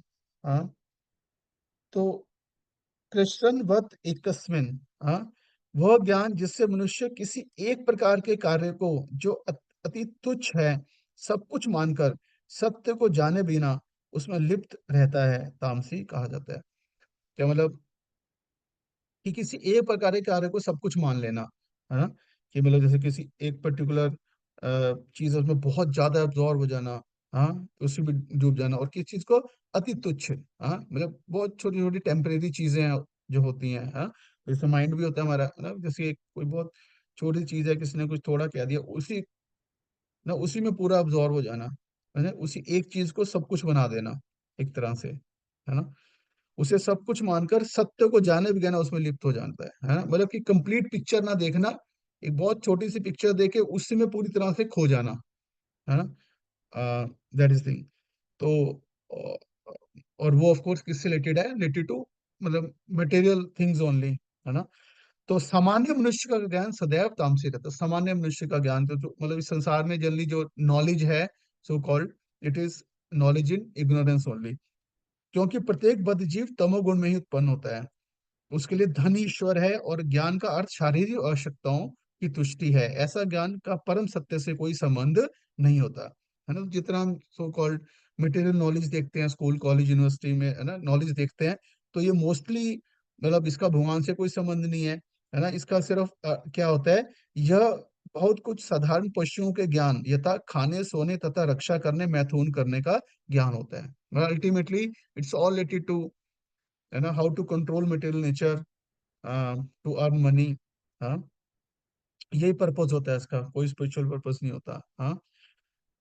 तो यहाँ पे तो अब कंक्लूड कर रहे हैं यहाँ पे, है ना। दूसरे शब्दों में इस शरीर से परे आत्म संबंधी ज्ञान सात्विक ज्ञान कहलाता है। जिस ज्ञान से लौकिक तर्क तथा चिंतन द्वारा नाना प्रकार के सिद्धांत तथा वाद जन्म ले, वह राजसी है। और शरीर को सुखमय बनाने रखने वाले ज्ञान को तामसी कहा जाता है। तो मतलब ये कैसे हम इस संसार और व्यक्तियों को देखते हैं, तो ज्यादातर हम देखते हैं कि लोग तमोगुण से ही प्रभावित हैं, है ना। और बेसिकली मतलब जो है ना, जो उससे फिर जो इच्छा प्रेरणा मिलती है वो अगेन शरीर से संबंधित चीजों से ही रिलेटेड मिलती है ना। अब क्या बता रहे हैं, कर्म के बारे में बता रहे हैं 23 श्लोक में। जो कर्म नियमित है, जो आसक्ति राग तथा द्वेष से रहित कर्म फल की चाह के बिना किया जाता है वो सात्विक कहलाता है। मतलब जो रेगुलेटेड है ना। अगेन, स्वार्थ की भावना से मुक्त है ना, और अटैचमेंट अवर्जन से, है ना, लव और हेटरेड से परे है, उसको बता रहे हैं रजोगुण, सॉरी, सात्विक। हाँ। और रजोगुण का हो गया, लेकिन जो कार्य अपनी इच्छा की पूर्ति के निमित्त प्रयास पूर्वक तथा मिथ्य अहंकार के भाव से किया जाता है वो रजोगुणी कहा जाता है। अगेन मतलब कि वही, मतलब कार्य कर रहे हैं तो उसके पीछे क्या पर्पज है ना, बहुलास्य, अ, काम इप्सुना, फल की इच्छा को पूरा करना, है ना। बहुलास्यम मतलब बहुत कठिन परिश्रम से। और जो कर्म मोहवश शास्त्रीय आदेशों की अवहेलना करके तथा भावी बंधन की परवाह किए बिना या हिंसा अथवा अन्य को दुख पहुंचाने के लिए किया जाता है वह तामसी कहलाता है। ठीक है ना। तो इसमें क्या होगी, चार चीजें होगी। एक तो एक्शन परफॉर्म इल्यूजन, है ना। तो इल्यूजन मतलब क्या कि अगेन मतलब विदाउट प्रॉपर नॉलेज अपने मतलब मन में जो चीजें आ रही हैं मन के अनुसार सोच रही है, हाँ ये ठीक है ये गलत है। हाँ। और disregard to spiritual injunction, again मतलब वो शास्त्रों को जो मना किया गया उसकी परवाह ना करते हुए, विदाउट कंसर्न इसका फ्यूचर में क्या इम्पैक्ट होगा उसको सोचे बगैर, है ना। और विदाउट मतलब दूसरों को कष्ट देना उसके अंदर। हाँ। तो इस प्रकार के कार्य जो है, तो ये बता रहे हैं, बता रहे हैं उत्तरदायित्व से हीन ऐसा कर्म जो अपने निजी अनुभव के आधार पे किया जाता है ये मोह कहलाता है। तो मोह का मतलब क्या हो गया, अपने निजी अनुभव के, है ना। हम मेरा ही सोचना ये ठीक है ना, लाइक दैट, मेरे एक्सपीरियंस के हिसाब से ये सही है, like that, without thinking actual में क्या ठीक गलत है ना। तो और इस प्रकार से अब जो करता है ना, वर्कर, वो कैसे तीन गुणों के हिसाब से है। जो व्यक्ति भौतिक गुणों के संसर्ग के बिना अहंकार रहित संकल्प तथा उत्साह पूर्वक अपना कर्म करता है और सफलता और असफलता में अविचलित रहता है वो सात्विक कर्ता कहलाता है। तो गुडनेस में जो डूअर होता है, परफॉर्मर होता है, वर्कर होता है ना। तो वो अगेन है ना, मतलब अपने पर्पस से ड्रिवन होता है वो, है ना। एक एक लॉन्ग पर जो उसका उद्देश्य है उसको माइंड में रखता है। हाँ। और डिटरमाइंड होता है। हाँ। और उत्साह पूर्वक जो है वो कार्य करता है, अपने कर्तव्य को लेकर उत्साहित रहता है। और फिर सफलता चाहे असफलता है ना, उससे बहुत ज्यादा प्रभावित नहीं होता, वो अपने उद्देश्य में लगा रहता है ना, मतलब ये है। उसे होने वाले कष्टों की चिंता नहीं होती, वो सदैव उत्साह पूर्वक रहता है।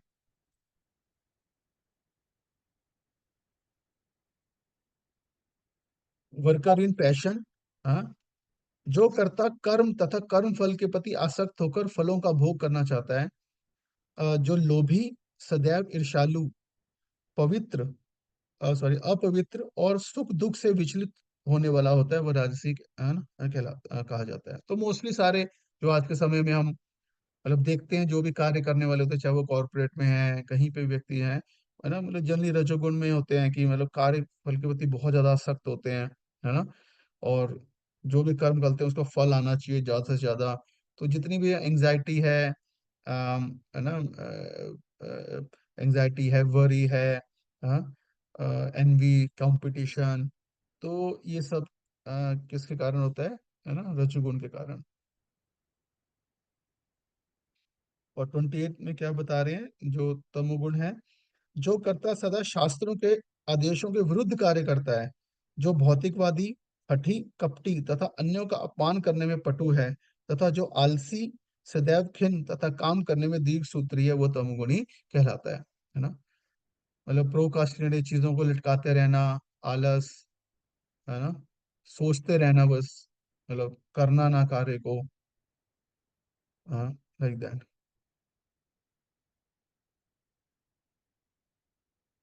और आगे बता रहे हैं तीन प्रकार के इंटेलिजेंस, है ना। इंटेलिजेंस का बेसिकली काम क्या है, डिस्क्रिमिनेट करना, है ना, भेदभाव करना।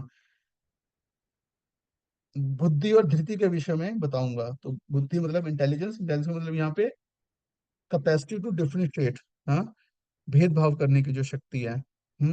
तो गुडनेस में क्या बता रहे हैं, प्रवृत्तिम चा निवृत्तिम चा कार्य कार्य भाया भय बंधा मोक्षम च या वेत्ति बुद्धि सा पार्थ सात्विकी। प्रवृत्तिम च निवृत्तिम। हाँ, ये प्रथा पुत्र वह बुद्धि सतोगुणी है जिसके द्वारा मनुष्य जानता है कि क्या करनीय है, क्या अकरणीय, क्या नहीं है। प्रवृत्तिम च निवृत्तिम, कि क्या चीज करना चाहिए, क्या नहीं करना चाहिए। क्या भयम अभयम, भय अभय, कि क्या किससे डरना चाहिए, किससे नहीं डरना चाहिए। हम्म क्या बांधने वाला है और क्या मुक्ति देने वाला है। और इसी प्रकार से रजोगुण में क्या है, यया धर्म धर्म च कार्यम, च कार्यम एव च। हाँ, यही पता पुत्र जो बुद्धि धर्म तथा अधर्म, करणीय तथा अकरणीय कर्म में भेद नहीं कर पाती, वह राजसी है। हाँ, क्योंकि बहुत ज्यादा जो क्योंकि माइंड बहुत ज्यादा अटैच्ड होता है, है ना, किसी पर्टिकुलर चीज को पाने के लिए। तो बुद्धि जो है वो पूरी तरह से जो है इच्छाओं के द्वारा कवर हो जाती है, तो व्यक्ति है ना डिस्क्रिमिनेट ही नहीं कर पाता। हाँ, क्योंकि उसकी बुद्धि जो है वो एब्जॉर्ब्ड है, वो उस सेंस ऑब्जेक्ट में। हाँ, लाइक दैट। और और तमोगुण में क्या है, बुद्धि उल्टा काम करती है ना। अधर्मम धर्मम इति या मन्यते तम सावृता। तो अधर्म को धर्म मानना, है ना। तो जो बुद्धि मोह तथा अहंकार के वशीभूत होकर अधर्म को धर्म तथा धर्म को धर्म मानती है और सदैव विपरीत दिशा में प्रयत्न करती है, हे पार्थ, वह तामसी है ना। तो आजकल जो है लोग, मतलब जो अच्छा कार्य करता है उसको बुरा लगता है ना, तो जो भक्ति करता है तो उसको लगता है कि ये गलत कार्य कर रहा है ना। और जो गलत कार्य लगता है उसको लगता है वाह, मतलब वो इतना ग्लैमरस है, बोल्ड है, इतना अच्छा काम कर रहा है ना। तो इस तरह से बुद्धि का जो है उसकी काम करती है, और उसके लिए फिर वो अलग अलग अपना तर्क देते हैं, अपने अपने फिलॉसफी देते हैं, अपने अपने फैक्ट्स देते हैं। हाँ, तो ये जो क्या है, तो बता रहे हैं तात्पर्य में, तामसिक बुद्धि को जिस दिशा में काम करना चाहिए उससे सदैव उल्टी दिशा में काम करती है। हाँ, यह उन धर्मों को स्वीकार करती है जो वास्तव में धर्म नहीं है, और वास्तविक धर्म को ठुकराती है ना। जैसे हमारी बुद्धि भी ऐसे काम है ना, मतलब करते हैं कि जो जो भगवान से संबंधित चीजें होंगी उसमें है ना कहेंगे कोई नहीं, इसको बाद में कर लेंगे। हाँ, और जो इतनी इंपॉर्टेंट चीज नहीं होती वो बहुत इंपॉर्टेंट लगती है, नहीं नहीं, ये वाला काम जो है ना, अभी यूट्यूब पे ये वीडियो देखना, ये बहुत इंपॉर्टेंट है, ये अर्जेंट है ना। मतलब जो अर्जेंट नहीं होता वो अर्जेंट लगता है। हाँ, जो सच है वो झूठ लगता है, और जो झूठ है वो सच लगता है ना। मतलब भौतिक संसार सच लगता है, न्यूज में जो बताया जा रहा है वो सच लगता है, और जो शास्त्र बता रहे हैं वो हमें झूठ लगता है, like that, it is because of तमोगुण। जैसे अज्ञानी मनुष्य महात्मा को सामान्य व्यक्ति मानते हैं और सामान्य व्यक्ति को महात्मा स्वीकार करते हैं। वे सत्य को असत्य तथा असत्य को सत्य मानते हैं, लाइक दैट। और इसके बाद अब क्या बता रहे हैं, डिटर्मिनेशन, है ना। डिटर्मिनेशन मतलब क्या, कि किसी भी चीज ना, किसी चीज को पकड़े रहना। हम्म तो यहाँ पे क्या बता रहे हैं, धृत्या या धार्य, धार्य मतलब क्या, धृत्या मतलब ये धार्य, जो किसी चीज को धारण करके रखती है ना। तो मतलब हमारे पास नॉलेज भी है, सेंसेस भी हैं, लेकिन हम जब किसी कार्य को करते हैं तो उसमें फिर कई प्रकार के प्रॉब्लम्स आती हैं, चैलेंजेस आते हैं, तो उस केस में हमें क्या धारण करके रखना पड़ता है, उस चीज को होल्ड करके रखना पड़ता है। हाँ, तो ये जो कैपेसिटी है धारण करने की, है ना, जिसके कारण व्यक्ति अ, अ, वो जो कार्य कर रहा है तो कैसे वो सतोगुण को या रजोगुण तमोगुण को धारण करके रखता है। वो क्या बता रहे हैं कि हे पिता पुत्र, जो अटूट है, धृता या धार्य, मना प्राण इंद्रिया क्रिया, अ, अ, योगेन अव्यभिचारिणा, धृति सा पार्थ सात्विकी। ये पिता पुत्र जो अटूट है, जिसे योगाभ्यास द्वारा अचल रहकर धारण किया जाता है, और जो इस प्रकार मन प्राण तथा इंद्रियों के कार्यकलापों को वश में रखती है, वह धृति सात्विक है ना।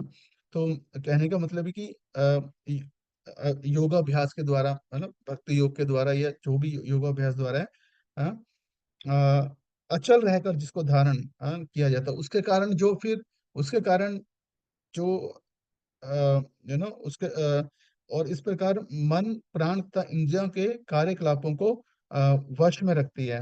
हाँ।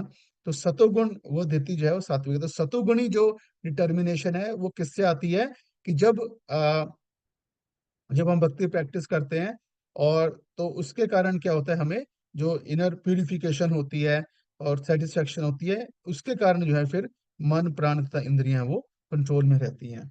हाँ। और जो रजोगुण में व्यक्ति होता है उसकी डिटर्मिनेशन किस चीज से आती है, मतलब उसकी डिटर्मिनेशन उसकी डिजायर से आती है ना, कि इस चीज को अचीव करना है, अटैचमेंट से आती है बेसिकली। तो इसलिए क्या कह रहे हैं, लेकिन हे अर्जुन, जिस धृति से मनुष्य धर्म अर्थ तथा काम के फलों में लिप्त बना रहता है वो राजसी है ना। तो बेसिकली तो मतलब डिजायर से डिटर्मिनेशन आती है उसकी इसमें। जो व्यक्ति धार्मिक तथा आर्थिक कार्यों में के कर्म फलों का सदैव आकांक्षी होता है, तो उसके लिए उसका जो गोल है, उसका जो है ना रिजल्ट है, उससे वो है जिसकी एकमात्र इच्छा इंद्रिय तृप्ति होती है, तो इंद्रिय तृप्ति उसके लिए उसकी डिटर्मिनेशन है। जैसे प्रहलाद महाराज भी कहते हैं, अ, अ, ग्रह बताना, मति न कृष्ण परतो सवोतवा, मिथो विदायते ग्रह बतानाम। और और तमोगुण में व्यक्ति की धृति किससे आती है, हे पार्थ, जो धृति स्वप्न भय शोक विषाद तथा मोह के परे नहीं जाती, ऐसी बुद्धि बुद्धिपूर्ण धृति तामसी है ना। तो मतलब वो व्यक्ति है सिर्फ वो फियर, लेमेंटेशन, इमेजिनेशन, ऐसा होगा तो क्या होगा, हाँ, सोचने सोचने में ही लगा रहता है। हाँ। तो वो उसी में रिजेक्शन में, हाँ, मतलब उसी में जो है वो सोचने सोचने में मोह में ही फंसा रहता है, बस उसी में वो ना सोचता रहता है। तो उसके डिटर्मिनेशन उसके परे ही नहीं जा पाती है ना, तो उसी में बंध जाता है वो, सिर्फ मेंटल लेवल पे। हाँ। तो स्वप्न भय शोक विषाद, हाँ, डिप्रेशन, हाँ, इमेजिनेशन, फियर, हाँ, इन सब चीजों में तो हम्म, और अब अल्टीमेटली क्या कह रहे हैं, तीन श्लोका जो है ये पे, इसी प्रकार से जो सुख का अनुभव ही है, तो सुख की जो डेफिनेशन है, हाँ, वो भी हमारे गुणों के अनुसार होती है। हाँ। तो तीन, तो हैप्पीनेस इन गुडनेस, तो जो व्यक्ति, तो जो सतोगुण होगा उसके लिए हैप्पीनेस क्या होगी, यत् तत् अग्रे विषम एवा परिमामे अमृतो मम तत्सुखम सात्विकम प्रोक्तम आत्मबुद्धि प्रसादितम। यत् तत् अग्रे मतलब कि क्या, बेसिकली अभ्यासम, हाँ, कि जो जो यत्तत अग्रे विषम, कि जो शुरू में विष के समान होगी, पॉइजन के समान, लेकिन बाद में अमृत के समान, मतलब कि जो एक कंसिस्टेंट लॉन्ग टर्म एफर्ट के द्वारा हैप्पीनेस अचीव होगी, हाँ, कि वो क्या होगी, अमृत के समान होगी। हाँ। और तो ये बेसिकली हमें है ना सतोगुण में स्थित करती है, और स्पिरिचुअल है ना, स्पिरिचुअल कॉन्शियस को अवेकन करती है। हाँ। हाँ, तो जैसे है ना बताया, जैसे अ, हमें लॉन्ग टर्म में है ना, जैसे भक्ति में है, तो over a period of time हमें क्या करना है, कंसिस्टेंटली भक्ति को प्रैक्टिस करना है। हाँ। तो शुरू में ये विश के समान लगता है ना, कि जैसे हाँ, मतलब डेली उस रूटीन में एक particular number of round chant करना, मन नहीं भी कर रहा होता है कई बार, है ना, तो भी हमें करना है ना, नियमों का पालन करना है, मतलब सुबह उठना है, तो ये कई बार पॉइजन के समान लगता है ना, लेकिन अल्टीमेटली ये अमृत, हाँ, होगा। जैसे प्रभुपाद कहते हैं, आत्म साक्षात्कार के साधन में मन तथा इंद्रियों को वश करने में वश में करने तथा मन को आत्म केंद्रित करने के लिए नाना प्रकार के विधि विधानों का पालन करना पड़ता है। ये सारी विधियां बहुत कठिन और विष के समान अत्यंत कड़वी लगने वाली होती हैं, है ना। लेकिन यदि कोई इन नियमों के पालन में सफल हो जाता है और दिव्य पद को प्राप्त कर लेता है, तो वो वास्तविक अमृत का पान करने लगता है और जीवन का सुख प्राप्त करता है ना, ऐसे किसी भी फील्ड में, मतलब और फिर पैशन में क्या बता रहे हैं, कि जो सुख इंद्रियों द्वारा, हाँ, इंद्रियों के संसर्ग से प्राप्त होता है, और जो प्रारंभ में अमृत तुल्य और अंत में विष तुल्य होता है, वो रजोगुणी कहलाता है ना। तो तो मेनली उस टाइप की हैप्पीनेस जो कि ना, जो कि सोल से कनेक्टेड नहीं है, बल्कि इंद्रियों और इंद्रियों के विषयों, से कनेक्टेड है। हाँ, और शुरू में तो एकदम से बहुत एक्साइटिंग लगती है, लेकिन फिर जो है वो बाद में जो है पॉइजन के समान हो जाती है, क्योंकि वो बहुत ज्यादा सेल्फिश, बिकॉज वो सेल्फिशनेस के ऊपर बेस्ड होती है। और जो सेल्फिशनेस होती है, काम आता है, काम से क्रोध आता है, क्योंकि सेल्फिशनेस मतलब काम जो है कभी व्यक्ति को सेटिस्फाई नहीं कर सकता, है ना। तो काम आता है और कुछ समय के बाद फिर वो काम जो है, अगर है ना बिल्कुल उसके हिसाब से नई चीजें होती तो वो क्रोध में बदल जाता है। हाँ, काम से क्रोध से फिर लोभ मोह मद मत्सर इन सब में कन्वर्ट हो जाता है, जिसके कारण फिर बाद में है ना, मतलब वही व्यक्ति जो से सुख चाह रहा होता है, फिर वो चीजें हिसाब से नहीं होती, तो फिर वही व्यक्ति अ, दुश्मन बन जाता है। अ, क्योंकि सेल्फिश डिजायर जो है वो बेस होती है इस प्रकार की हैप्पीनेस का, है ना। जैसे यहाँ पे बता रहे हैं कि जब कोई युवक किसी युवती से मिलता है तो इंद्रियां युवक को प्रेरित करती हैं कि वो उस युवती को देखे, स्पर्श करे, उससे संभोग करे। प्रारंभ में इंद्रियों को यह अत्यंत सुखकर लगता है, लेकिन अंत में या फिर कुछ समय के बाद वही विषय तुल्य बन जाता है। तब वे अलग हो जाते हैं और उनको तलाक हो जाता है। हाँ, क्योंकि सेल्फिशनेस के ऊपर बेस्ड है, अपनी सेल्फिश एक्सपेक्टेशंस होती हैं। अगर वही सेंटर होगा तो कुछ समय के बाद फिर फ्रस्ट्रेशन होगी, फिर शोक विषाद इत्यादि उत्पन्न होता है। ऐसा सुख सदैव राजसी होता है, समझ रहे। मतलब जो सिर्फ बॉडली अट्रैक्शन के ऊपर बेस्ड होते हैं रिलेशनशिप्स, तो वो इनिशियली तो बहुत एक्साइटमेंट होती है, लेकिन बाद में फिर है ना व्यक्ति की कमियां और होलिस्टिक व्यक्ति आता है, तो फिर व्यक्ति उसकी उन चीजों को एक्सेप्ट नहीं करता, है ना, फिर रिजेक्ट कर देता है। तो ये प्रॉब्लम है। तो बहुत ही मतलब सेल्फ सेंटर्ड नैरो मतलब हैप्पीनेस होती है। और और तामसिक हैप्पीनेस क्या बता रहे हैं, कि सिंपली तथा जो सुख आत्म साक्षात्कार के प्रति अंध है, ऑफ कोर्स आत्म साक्षात स्पिरिचुअल से कुछ लेना देना नहीं है, जो प्रारंभ से लेके अंत तक मोह कारक है। हम्म और जो निद्रा आलस्य तथा मोह से उत्पन्न होता है वह तामसिक कहलाता है। और सिंपली बॉडी मतलब बॉडली सुख के ऊपर निर्भर है, बॉडी को बस कंफर्ट मिलना चाहिए कैसे भी करके, है ना। निद्रा आलस्य, सोना, सोना अपने आप में एक सुख है कई व्यक्तियों के लिए, है ना। तो जो व्यक्ति आलस्य तथा निद्रा में सुखी रहता है वो निश्चय ही, तो निद्रा आलस्य मतलब मोह मोह मतलब मेंटल लेवल पे भी, है ना, जैसे एंटरटेनमेंट हो गया, वो भी एक तरह से मेंटल लेवल पे ही होता है ना। इससे हम है ना इमेजिन वर्ल्ड में रहना, मूवीज के वर्ल्ड में रहना, सोशल मीडिया के वर्ल्ड में रहना, रियलिटी में रहना ही नहीं है, कहने मतलब रियलिटी से डिस्कनेक्टेड है, कहने का मतलब ये है। मतलब फॉरगेट स्पिरिचुअल रियलिटी, इवन मतलब मटेरियल रियलिटी से भी व्यक्ति डिस्कनेक्टेड नहीं से कनेक्टेड नहीं होता। हाँ, तो जो व्यक्ति आलस्य तथा निद्रा में ही सुखी रहता है वह निश्चय ही तमोगुणी है। जिस व्यक्ति को इसका कोई अनुमान नहीं कि किस प्रकार कर्म किया जाए और किस प्रकार का कर्म नहीं, वह तमोगुणी है। उसके लिए सारी वस्तुएं ब्रह्म है। उसे ना तो प्रारंभ में सुख मिलता है ना अंत में। रजोगुणी व्यक्ति के लिए प्रारंभ में कुछ क्षणिक सुख तथा अंत में दुख हो सकता है, लेकिन जो व्यक्ति तमोगुणी है उसे प्रारंभ में तथा अंत में दुख ही दुख मिलता है।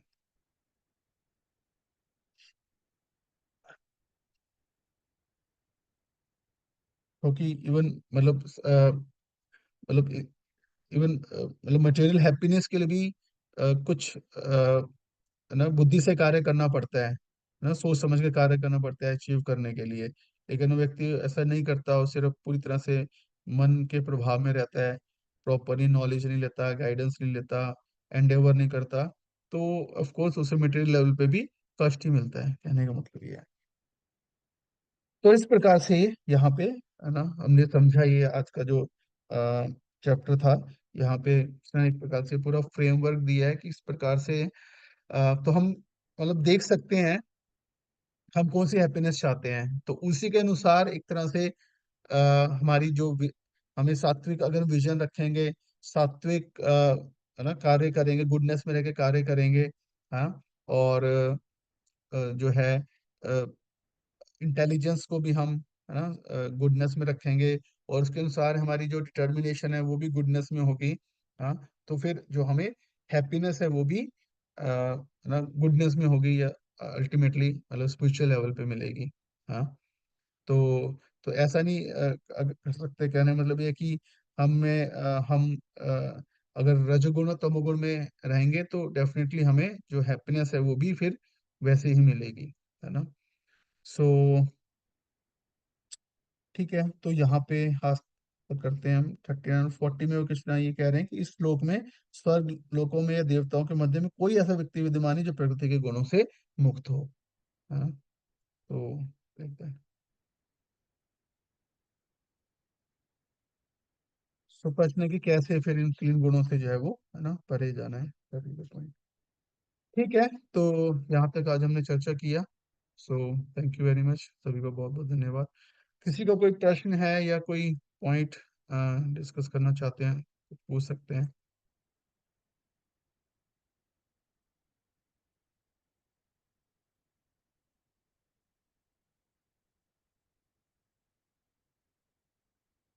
ठीक है, तो नेक्स्ट वीक जो है 40 से लेके 78 श्लोक का जो है लास्ट का, वी विल कवर दैट। और उसके बाद एक वीक हम कुछ एक्सरसाइज रख सकते हैं। अ, जैसे हमने पहले किया था, कुछ प्रेजेंटेशंस आप भक्तियार कर सकते हैं, उसके श्लोका में शेयर कर दूंगा, तो आप लोग सिलेक्ट कर सकते हैं। और उसके बाद जो है फिर हम नेक्स्ट जो है क्लासेस या नेक्स्ट जो कोर्स वगैरह रहेगा उसके बारे में आपको बताएंगे। ठीक है, Hare Krishna, thank you very much. Shrimad Bhagavad Gita की जय, जगत गुरु शिल प्रभुपाद की जय। हरे कृष्ण।